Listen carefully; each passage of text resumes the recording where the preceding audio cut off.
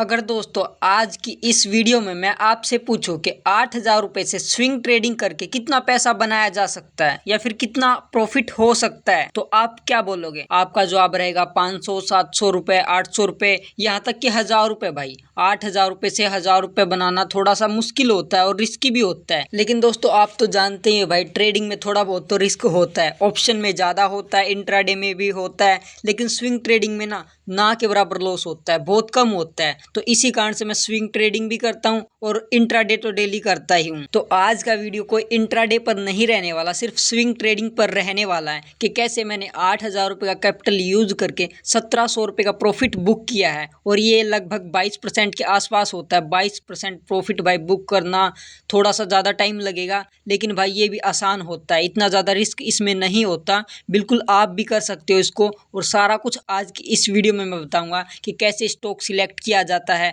कब आपको बाय करना चाहिए, कौन से स्टॉक्स को बाय करना चाहिए, सारा कुछ आज की इस वीडियो में मैं बताने वाला हूं। तो ये वीडियो आपके लिए काफ़ी ज़्यादा हेल्पफुल रहने वाली है। और मैंने पहले ही बताया इसमें भाई रिस्क कम है, तो इसको सभी तरह के लोग कर सकते हैं। चाहे आप जॉब करते हो, बिजनेस करते हो, कोई भी पार्ट टाइम काम कर रहे हो, कुछ भी काम कर रहे हो भाई, उसके साथ साथ आप इसको कर सकते हो। और इसमें ये भी नहीं होती भाई बार बार आप चार्ट ओपन करके देख रहे हो। आपको एक बार किसी शेयर को बाय कर देना और उसको 1-1.5 महीना 2 महीना जितनी आपकी कैपेसिटी है भाई, उतना आप इसको होल्ड रख सकते हो और आराम से अच्छा खासा प्रॉफिट बना सकते हो। और वीडियो में आगे बढ़ने से पहले मैं आपको एक बात बताना चाहता हूँ, ये मेरी तरफ से कोई रिकमेंडेशन या फिर सजेशन नहीं है। ये वीडियो सिर्फ मैं एजुकेशनल पर्पस के लिए बना रहा हूँ, ताकि आप भी स्विंग ट्रेडिंग सीख सको। और जो भी आपके पास पैसे है भाई, 10,000 है, 15,000 है, 20,000 है, इतने पैसों से आप आराम से 10-12% मंथली रिटर्न बना सकते हो। तो बिना किसी देरी के वीडियो को स्टार्ट करते हैं। तो सबसे पहला हमारा पॉइंट आता है भाई, स्विंग ट्रेडिंग करने के लिए स्टॉक को कैसे फाइंड किया जाता है और कौन से स्टॉक को फाइंड करना चाहिए भाई, कौन से सेक्टर का होना चाहिए, उसका फंडामेंटल कैसे देखा जाता है, कब शेयर को बाय करना चाहिए और कितना पैसा उसमें इन्वेस्ट करना चाहिए। और वीडियो में आगे बढ़ने से पहले मैं आपसे एक रिक्वेस्ट करना चाहूंगा कि वीडियो को दोस्तों पूरा देखना। अगर इस वीडियो को आप पूरा देखोगे तभी आप समझ पाओगे भाई शेयर की कैसे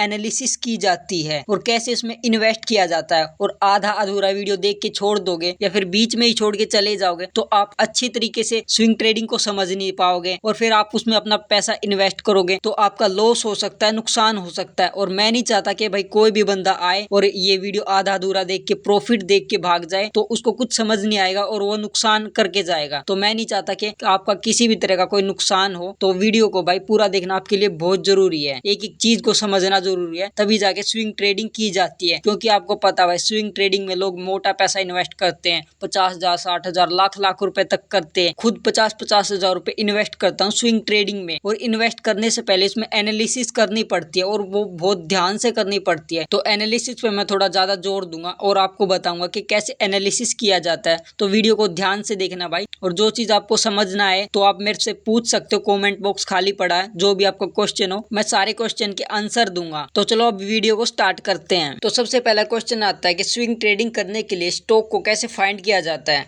देखो, शेयर को फाइंड करने के ना 2 तरीके होते हैं। पहला तो ये जो आपके सामने स्क्रीन पर शेयर्स के नाम आ रहे हैं ना, आप इनमें भी कर सकते हो इंट्राडे ट्रेडिंग। और कुछ ऐसे होते हैं जो कि फंडामेंटली स्ट्रॉन्ग स्टॉक होते हैं, उनको फाइंड करने के लिए आपको कुछ नहीं करना, निफ्टी 50 के स्टॉक को ओपन कर लेना है। निफ्टी 50 वो होती है जिसमें इंडिया की टॉप 50 कंपनी होती है, मतलब हमारे इंडिया की जितनी भी टॉप कंपनी है ना, जिनका मार्केट कैप लाखों करोड़ों में है, वो सारी कंपनी आपको देखने को मिल जाएगी। जैसा कि यहाँ पर देख सकते हो, HDFC bank, Tata consultancy service, Bharat Airtel, ICICI bank, state bank of India, Infosys, Hindustan Unilever और बहुत सी कंपनियां निफ्टी 50 में। आप इनमें से कोई भी 2-3 स्टॉक सिलेक्ट कर सकते हो जिसमें आप स्विंग ट्रेडिंग करना चाहते हो। और ये 50 की 50 कंपनी इनके फंडामेंटली स्ट्रॉन्ग है भाई, तभी जाके मैंने ये स्टॉक आपको बताए। तो इनमें से आपको ना एक स्टॉक को सिलेक्ट कर लेना है। जैसे ही आप स्टॉक को सिलेक्ट कर लेते हो तो उसके बाद नेक्स्ट पॉइंट पर चलते हैं। तो यहाँ मैंने BSE का स्टॉक ले लिया है जो कि 2,500 के आसपास चल रहा है। अब इसका ओवरव्यू देख लेते हैं। यहाँ पे आपको 1 डे का रिटर्न नजर आ जाएगा। एक दिन में जो भी शेयर ने प्रॉफिट या फिर लॉस किया वो आप यहाँ देख सकते हो। 1 वीक का भी देख सकते हो, 1 वीक में कितना प्रॉफिट किया, कितना लॉस किया। 1 मंथ का देख सकते हो, 3 मंथ का देख सकते हो, 6 मंथ का देख सकते हो, यहाँ तक कि आप 1 साल, 5 साल और ऑल टाइम का भी देख सकते हो। यह देखकर आप किसी भी शेयर की पास्ट की परफॉर्मेंस का पता लगा सकते हो। तो यहाँ पे देख सकते हो शुरू से ले अब तक ये शेयर प्रॉफिट में रहा है। मतलब बीच बीच में भाई करेक्शन आती है, हर शेयर में करेक्शन आएगी। करेक्शन इसलिए आती है ताकि लोग प्रॉफिट बुकिंग कर सके। जैसी प्रॉफिट बुकिंग हो जाती है तो यहाँ पे न्यू बायर्स आ जाते हैं और वहां पे बाय करना शुरू करते हैं, तो शेयर ऊपर जाता है। तो आप इसका पास्ट का व्यू भी देख सकते हो, पास्ट में भी इस शेयर ने ठीक ठाक परफॉर्म किया है। अब सेकंड पॉइंट की तरफ बढ़ते हैं, जिसको कहते हैं फाइनेंशियल डेटा। आप यहाँ एक बार कंपनी का फाइनेंशियल डेटा भी जरूर देख लीजिए। यहाँ पे आपको क्वार्टरली डेटा नजर आ जाएगा, एक क्वार्टर में कंपनी ने कितना रेवेन्यू किया, मतलब हर क्वार्टर में कंपनी का रेवेन्यू बढ़ रहा है या नहीं बढ़ रहा है, तो ये आपको देखना पड़ेगा। तो आप यहाँ पे रेवेन्यू देख सकते हैं, हर क्वार्टर में कंपनी का रेवेन्यू बढ़ रहा है। अब आपने शेयर की पास्ट परफॉर्मेंस देखना सीख लिया, ओवरव्यू देखना सीख लिया और फाइनेंशियल डेटा चेक करना भी सीख लिया। अब थोड़ा सा चार्ट को ओपन कर लेते हैं और इसमें मैं आपको थोड़ा सा कुछ बताना चाहूंगा। जैसे कि ये शेयर जून मंथ के आसपास 2400 या फिर 2500 के आसपास ट्रेड कर रहा था, लेकिन कुछ टाइम के लिए साइडवेज रहता है, 5-6 दिन के लिए, और साइडवेज होने के बाद अपने प्रीवियस डे की कैंडल को ब्रेक करता है और यहाँ पे 30% का मूव दे देता है। वो भी कितने दिन के अंदर, सिर्फ 90 डेज के अंदर 30% का मूव देना भाई बहुत अच्छा रिटर्न होता है 19 दिन में 30% का। और मैंने तो सिर्फ 1.5-2 महीने में बनाया था 22% और इस शेयर ने 19 दिन के अंदर ही इतना रिटर्न दे दिया। लेकिन उसके बाद क्या होता है देखिए, 17% का करेक्शन 8 दिन के अंदर हो जाता है। यानी कि ऊपर से जो बायर्स ने अपने प्रॉफिट को बुक कर लिया होगा, बुक करने के बाद सेलर्स एक्टिव हो गए और फिर से ये स्टॉक नीचे आ गया। फिर आने के बाद शेयर में फिर से बाइंग होती है और 14% का रिटर्न चला जाता है। कितने दिन के अंदर, सिर्फ 9 दिन के अंदर। तो दोस्तों इसी को बोलते हैं स्विंग ट्रेडिंग। और इसमें करना क्या होता है, लो पे खरीदा, हाई पे बेच दिया। और इसमें ज्यादा टारगेट एक्सपेक्ट मत करो, क्योंकि ज्यादा टारगेट आप एक्सपेक्ट करोगे तो इसमें रिस्क भी काफी ज्यादा होता है और टाइम भी लग सकता है। चलो अब नेक्स्ट पॉइंट पर बढ़ते हैं। अगर हमें किसी शेयर को खरीदना है तो सबसे पहले इसमें क्या देखना पड़ता है, किसी भी शेयर को खरीदने से पहले उस शेयर के ट्रेंड के बारे में पता लगाना होगा। मार्केट डाउन ट्रेंड में है, अप ट्रेंड में है, साइडवेज में है। तो 3 तरह के ट्रेंड होते हैं। जब शेयर हायर हाई बनाता जा रहा है तो हम इसको कहते हैं अप ट्रेंड। और इसमें ये होता है जो भी इसका स्विंग हाई होता है ना, उससे ज्यादा हाई बनाए। मतलब एक मैंने ट्रेंड लाइन ड्रॉ कर दिया और ट्रेंड लाइन पर जब भी शेयर आ रहा ना, यहाँ से ऊपर जा रहा है और इससे ये पता चल रहा है कि यहाँ पे बायर्स इंटरेस्टेड है, शेयर को ऊपर ले जाना चाहते हैं, तो इसी को बोलते हैं हम अप ट्रेंड और यहाँ पर बाइंग की अपॉर्चुनिटी ज्यादा मिलती है। सेकंड ट्रेंड है डाउन ट्रेंड। और डाउन ट्रेंड में देख सकते हो शेयर लोअर लो का पैटर्न बनाता आ रहा है। मतलब ये है जो पीछे वाला लो है उसको ब्रेक नहीं कर पा रहा और उससे कम का ही लो लग रहा है और इससे साफ पता चल रहा है कि शेयर डाउन ट्रेंड में है, नीचे आने वाला है। तो ये होता है डाउन ट्रेंड। एंड इसके बाद एक और ट्रेंड आता है जिसको बोलते हैं हम साइडवेज। साइडवेज में मार्केट एक ही रेंज में फंसा रहता है।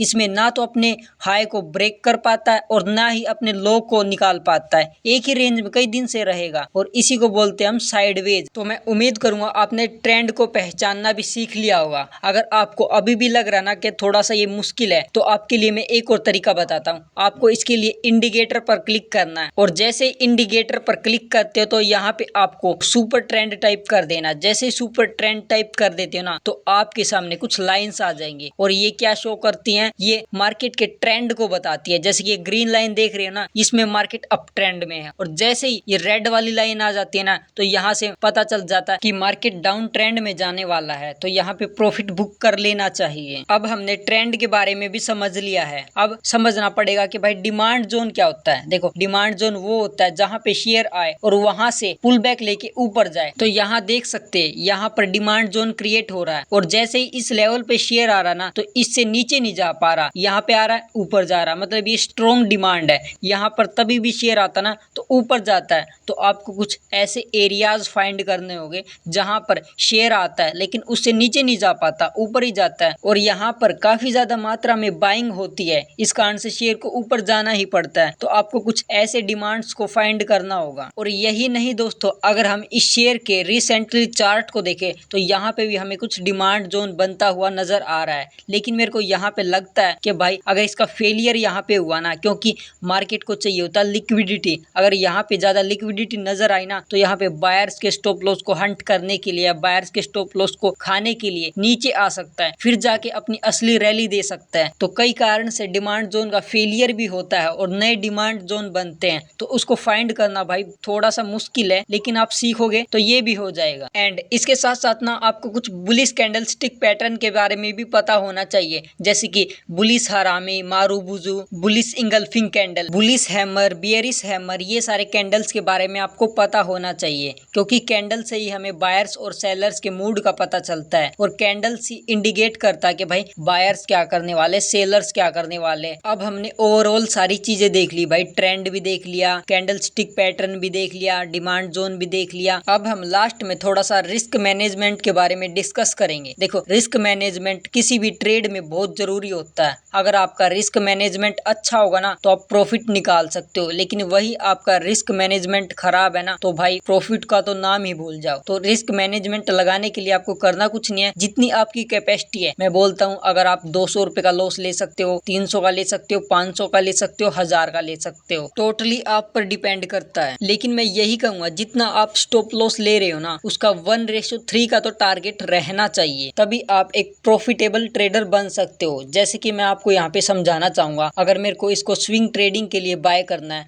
तो मैं कितना रिस्क मैनेजमेंट को फॉलो करूंगा। तो मुझे इसकी खरीदनी है 10 क्वांटिटी। 10 क्वांटिटी खरीदने के लिए मुझे 9,780 रुपए की जरूरत पड़ेगी। अब इस पर मैं क्या करूंगा भाई, मेरे को 1:3 का टारगेट चाहिए, तो यहाँ पे मैं 90 पॉइंट कैप्चर करने की कोशिश करूंगा। अगर यहाँ पर 90 पॉइंट कैप्चर हो जाते तो ओवरऑल मेरा प्रॉफिट होगा भाई 900 रुपए के आसपास। वहीं अगर मेरा स्टॉप लॉस जाता है तो यहाँ पे ज्यादा कुछ नहीं जाएगा भाई, 300 रुपए के आसपास स्टॉप लॉस जाएगा। तो मैं स्विंग ट्रेडिंग के लिए ये risk to reward ratio follow करता हूँ, और कई बार ये चेंज भी होता रहता है भाई। स्विंग ट्रेडिंग में तो भाई 1:5, 1:6 ऐसे भी रिवॉर्ड मिल जाते हैं। तो दोस्तों ये कुछ थी मेरी स्विंग ट्रेडिंग की स्ट्रेटजी, जिसको मैं खुद फॉलो करता हूँ, और यही स्ट्रेटजी लगाकर मैंने ब्लू स्टार में प्रॉफिट किया था। तो उम्मीद करूंगा ये वीडियो आपको अच्छी लगी हो। अगर अच्छी लगी हो तो वीडियो को लाइक कर देना और चैनल को सब्सक्राइब कर देना। आपको इस चैनल पर ऐसे ही ट्रेडिंग से रिलेटेड वीडियोस मिलती रहेगी। और हाँ दोस्तों, अगर इस वीडियो में अभी भी आपका कोई डाउट रह गया हो, कुछ चीजें समझ में ना आई हो, तो आप कमेंट में पूछ सकते हो। मैं हर कमेंट का रिप्लाई दूंगा, जो भी आपका डाउट हो कमेंट में सोल्व कर दूंगा। तो इसी के साथ दोस्तों आज की इस वीडियो को एंड करते हैं और किसी और वीडियो में मिलेंगे। तब तक के लिए जय हिंद, जय भारत।